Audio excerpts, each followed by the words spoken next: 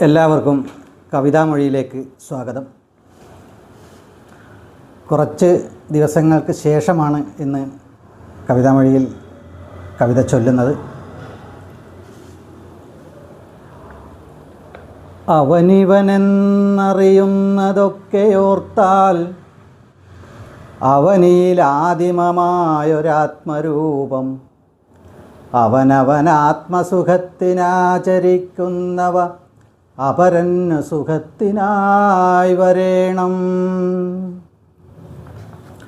ഗുരുദേവ കൃതികൾ അസാധാരണങ്ങളാണ്. അതുപോലെ മറ്റൊരു ഭാഷയിൽ തന്നെ ഉണ്ടാകും എന്ന് തോന്നുന്നില്ല. കാരണം ഗുരുദേവൻ്റെ കൃതികൾ അദ്വൈത സത്താണ്. വേദങ്ങൾക്കും ഉപനിഷത്തുകൾക്കും അതീതമായ നിലയിലാണ് ഗുരുദേവ കൃതികൾ എക്കാലത്തും നിലകൊള്ളുന്നത്. സമസ്ത ഭാഷകൾക്കും ആ യോഗിവര്യൻ ഗുരുവാണ്. ഒരു ജാതി, ഒരു മതം, ഒരു ദൈവം മനുഷ്യന് എന്നും മതമേതായാലും മനുഷ്യൻ നന്നായാൽ മതി എന്നും മാനവ സമൂഹത്തിനെ അറിയിച്ചു തന്ന മഹാഗുരുവിൻ്റെ കൃതികൾ ആത്മഭരിതങ്ങളാണ്, മോക്ഷമന്ദിരങ്ങളാണ്, നിത്യാനന്ദദായകങ്ങളാണ്, അതിലുപരി വൃത്ത നിബിഡങ്ങളാണ്.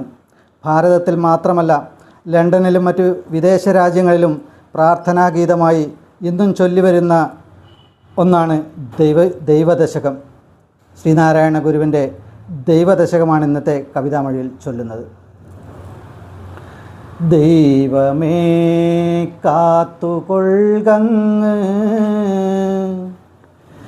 കൈവിടാതിങ്ങു ഞങ്ങളെ, നാവികൻ നീ ഭവാബ്ദി കോരാവിവൻ തോണി നിൻ പദം.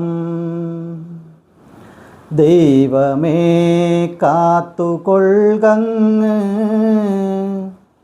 കൈവിടാതിങ്ങു ഞങ്ങളെ, നാവികൻ നീ ഭവാബ്ദി കോരാവിവൻ തോണി നിൻ പദം.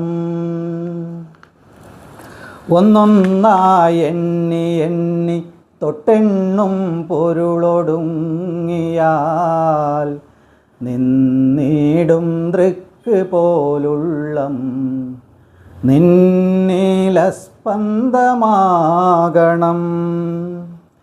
അന്നവസ്ത്രാദി മുട്ടാതെ തന്നു രക്ഷിച്ചു ഞങ്ങളെ, ധന്യരാക്കുന്ന നീ ഒന്നു തന്നെ ഞങ്ങൾക്കു തമ്പുരാൻ. ആഴിയും തിരയും കാറ്റും ആഴവും പോലെ ഞങ്ങളും, മായയും നിൻ മഹിമയും നീയുമെന്നുള്ളിലാകണം. നീയല്ലോ സൃഷ്ടിയും സൃഷ്ടാവായതും സൃഷ്ടിജാലവും, നീയല്ലോ ദൈവമേ സൃഷ്ടിക്കുള്ള സാമഗ്രിയായതും. നീയല്ലോ മായയും മായാവിയും മായാവിനോദനും, നീയല്ലോ മായയെ നീക്കി സായുജ്യം നൽകുമാര്യനും.